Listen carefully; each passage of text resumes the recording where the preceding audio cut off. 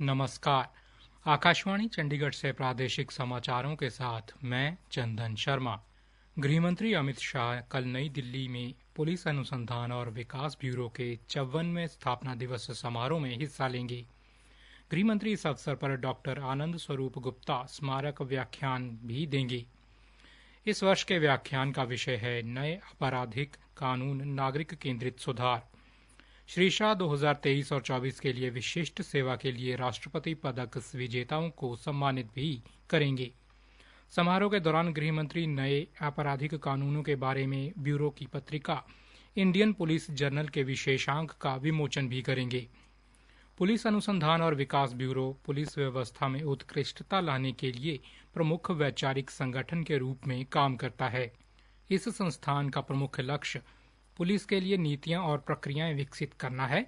इसके अलावा ब्यूरो नागरिकों के लिए बेहतर सेवा वितरण में सहायक प्रौद्योगिकी की खोज करने, पुलिस व्यवस्था में सुधार लाने और कानून लागू करने वाली एजेंसियों की क्षमता बढ़ाने के उपायों पर भी ध्यान केंद्रित करता है।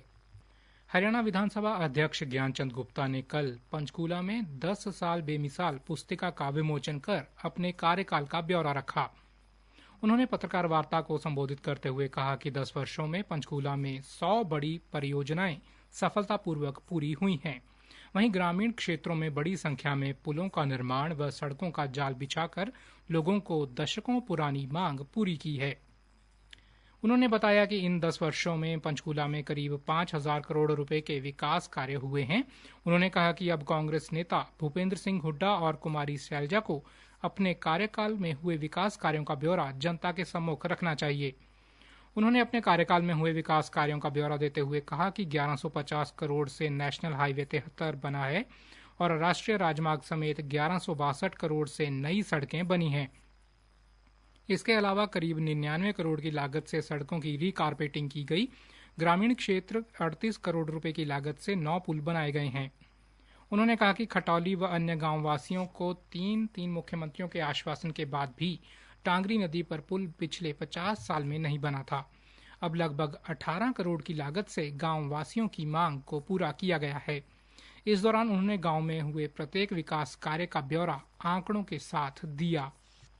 केंद्रीय मंत्री एवं हरियाणा के पूर्व मुख्यमंत्री मनोहर लाल कल देर शाम को करनाल पहुंचे। उन्होंने पार्टी कार्यालय में कार्यकर्ताओं से मुलाकात के बाद जन्माष्टमी के अवसर पर मंदिरों में जाकर माथा टेका। पत्रकारों से बातचीत में उन्होंने कहा कि हरियाणा में विधानसभा चुनाव को लेकर भाजपा के प्रत्याशियों की पहली सूची 28 या 29 अगस्त को आ सकती है। हरियाणा में भाजपा की तीसरी बार सरकार बनेगी। मनोहर लाल से जब विपक्ष के नेता दुष्यंत चौटाला को हुड्डा के साथ तालमेल न बैठाने की सलाह देने के बारे में पूछा गया तो उन्होंने लोकतंत्र के महत्व पर जोर देते हुए कहा कि राजनीति में कौन किसकी रणनीति को प्रभावित करेगा यह तय करना मुश्किल है।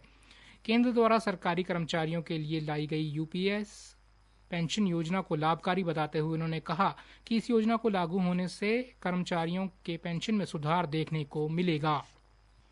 केरल के राज्यपाल आरिफ मोहम्मद खान ने कहा कि भगवान श्री कृष्ण की जीवन लीलाओं से मानवता, प्रेम, नारी सम्मान, समरसता और शांति की दिशा में अग्रसर होने की प्रेरणा मिलती है। केरल के राज्यपाल आरिफ मोहम्मद खान कल कृष्ण जन्माष्टमी के अवसर पर फरीदाबाद के माता अमृता आनंदमयी हॉस्पिटल और सेक्टर 31 स्थित श्री कृष्ण नवग्रह मंदिर में आयोजित जन्माष्टमी समारोह में मुख्य अतिथि के रूप में शामिल हुए थे। फरीदाबाद में आज राष्ट्रीय शिक्षा नीति 2020 के सुगम कार्यान्वयन हेतु राष्ट्रीय पाठ्यचर्या रूपरेखा की व्याख्या सहज, सतत व समग्र दृष्टि विषय पर 1 दिवसीय संगोष्ठी का आयोजन किया जा रहा है। इस संगोष्ठी में देश के प्रमुख 400 के करीब शिक्षाविद और विद्वान हिस्सा लेंगे, जो राष्ट्रीय शिक्षा नीति 2020 के महत्व और इसके प्रभावों पर विस्तार से विचार विमर्श करेंगे। आज महानिदेशक दूरदर्शन न्यूज प्रिया कुमार कार्यक्रम में विशेष अतिथि होंगी। शिक्षाविद ऋषिपाल चौहान ने बताया कि राष्ट्रीय शिक्षा नीति 2020 का उद्देश्य भारत की स्कूली शिक्षा प्रणाली में गुणात्मक सुधार लाना है। इसी के साथ प्रादेशिक समाचार समाप्त हुए।